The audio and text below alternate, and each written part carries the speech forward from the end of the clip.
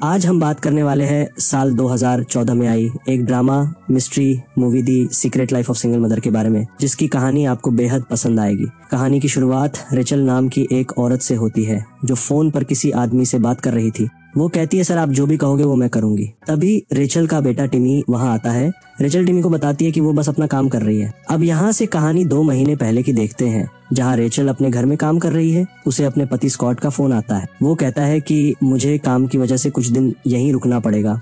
इस पर रेचल कहती है ठीक है। उसी रात रेचल को किसी लड़की का कॉल आता है और वो लड़की उससे स्कॉट के बारे में पूछती है, लेकिन जब रेचल बताती है कि वो स्कॉट की पत्नी है तो वो लड़की तुरंत फोन काटती है। अब रेचल इससे बहुत परेशान हो गई थी और उसे अपने पति पर कुछ शक भी होने लगा। वो तुरंत उसी नंबर पर कॉल करती है। दरअसल वो नंबर किसी बारटेंडर का था। वो रेचल को बताता है कि कुछ देर पहले किसी मिरांडा नाम की लड़की ने मेरे फोन से आपको कॉल किया था। अब रेचल गुस्से में स्कॉट को कॉल करके मिरांडा के बारे में पूछती है। स्कॉट कहता है कि वो अब घर आ रहा है और घर आने पर वो सब कुछ समझा देगा, लेकिन अगले दिन स्कॉट इस सब के लिए रेचल को ही जिम्मेदार ठहराता है। वो कहता है कि अगर रेचल पहले से ही उस पर सही से ध्यान देती तो वो किसी दूसरी औरत से नहीं मिलता। अब रेचल स्कॉट की इन बातों को समझती है और उसे माफ करती है। अगले दिन वो अपनी एक दोस्त माया से मिलती है और उससे बताती है कि कई दिनों से उससे अपनी कमर में दर्द हो रहा है। माया उसे डॉक्टर इथन का नंबर देते हुए कहती है कि एक बार इनसे जाकर मिलो। अगले दिन रेचल इथन के अस्पताल जाती है। वहाँ जांच करने के बाद इथन उसे बताता है कि तुम्हारी मांसपेशियों में कोई समस्या नहीं है।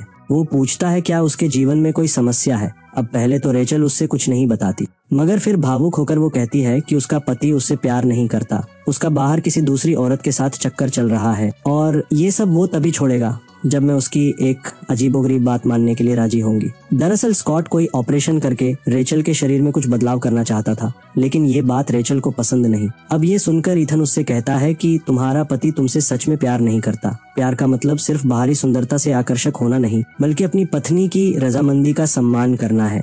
इथन की ये बात रेचल को बहुत पसंद आती है और वो तुरंत उस पर मोहित हो जाती है, जिसके बाद घर आने पर भी वो सिर्फ इथन के बारे में ही सोचती रही।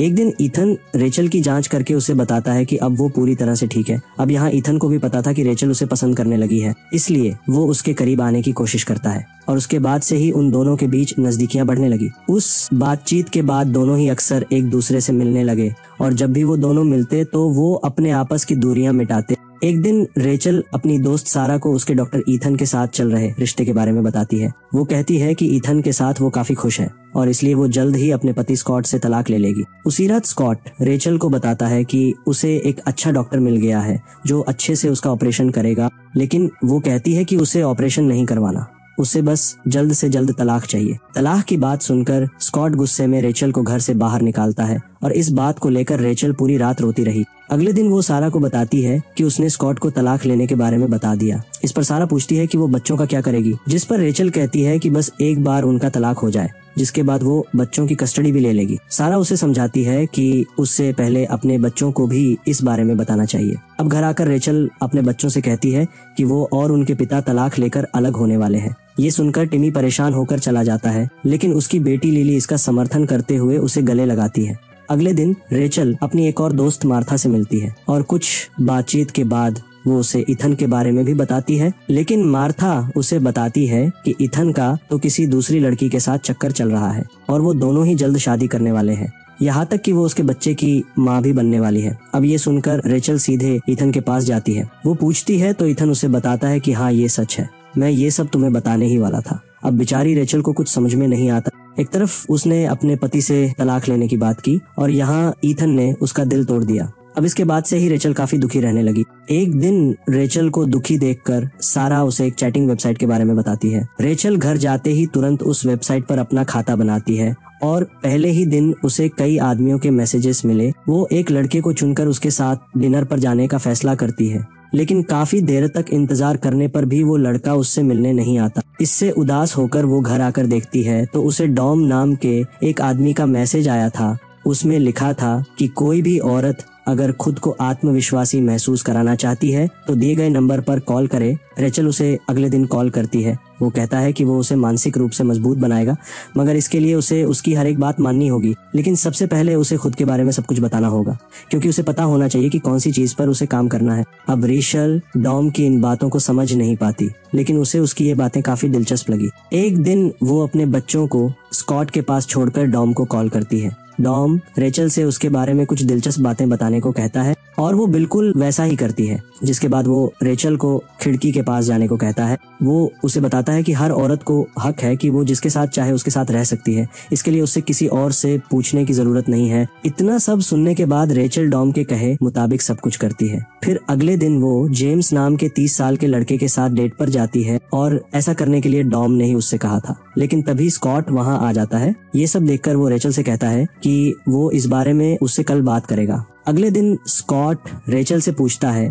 कि क्या वो घर को अजनबियों से भरना चाहती है और उसकी इन हरकतों का बच्चों पर क्या असर होगा। अब इस बात पर रेचल भड़क जाती है। वो कहती है कि मैं किसी और से मिल रही हूँ, इसका एक अच्छी माँ होने से कोई लेना देना नहीं है। वो जानती है उसके बच्चों के लिए क्या सही है और क्या गलत। जिसके बाद वो डॉम को कॉल करती है और उसे बताती है कि वो उससे मिलना चाहती है। डॉम कहता है ठीक है, वो उसे अपनी तस्वीर भेजेगा। फिर डॉम के कहने पर रेचल जेम्स के साथ एक क्लब में जाती है। वहाँ पर दोनों ही एक साथ खूब हंसी मजाक करते हैं और इस वजह से वहाँ से जाने के बाद उन दोनों के बीच की नजदीकियां अब बढ़ गई थी। अब एक दिन जेम्स रेचल से कहता है कि वो उसके और उसके बच्चों के साथ बाहर एक ट्रिप पर जाना चाहता है, लेकिन रेचल नहीं मानती क्योंकि वो पहले उसके बारे में और जानना चाहती है और उसके बाद ही वो अपने बच्चों से उससे मिलवाएगी। जिसके बाद वो घर आकर देखती है तो डॉम ने उसे अपनी तस्वीर भेजी थी। उस तस्वीर को देखकर रेचल डॉम को पसंद करने लगी और वो जल्द से जल्द उससे मिलना चाहती है। रेचल ये बात सारा को बताती है और फिर स्कॉट से झूठ कहती है कि वो किसी काम के लिए बाहर जा रही है। रेचल डॉम के घर पहुंचती है तो उसका इतना बड़ा घर देखकर वो काफी चौंक गई, लेकिन उस समय डॉम घर पर नहीं था। वो कॉल करती है तो डॉम कहता है कि वो उसके लिए एक ड्रेस लेने आया है और जब डॉम घर आता है तो अपना लाया हुआ ड्रेस रेचल को पहनने के लिए देता है। रेचल बिल्कुल वैसा ही करती है। जिसके बाद दोनों डिनर करने कहीं बाहर होटल चले आए। डिनर करते समय डॉम रेचल से कहता है कि स्कॉट और मैं हम दोनों ही तुम्हें कंट्रोल करते हैं, लेकिन तुम्हें तब अच्छा लगता है जब मैं तुम्हें कंट्रोल करता हूँ। फिर घर आते ही रेचल डॉम के करीब जाने की कोशिश करती है।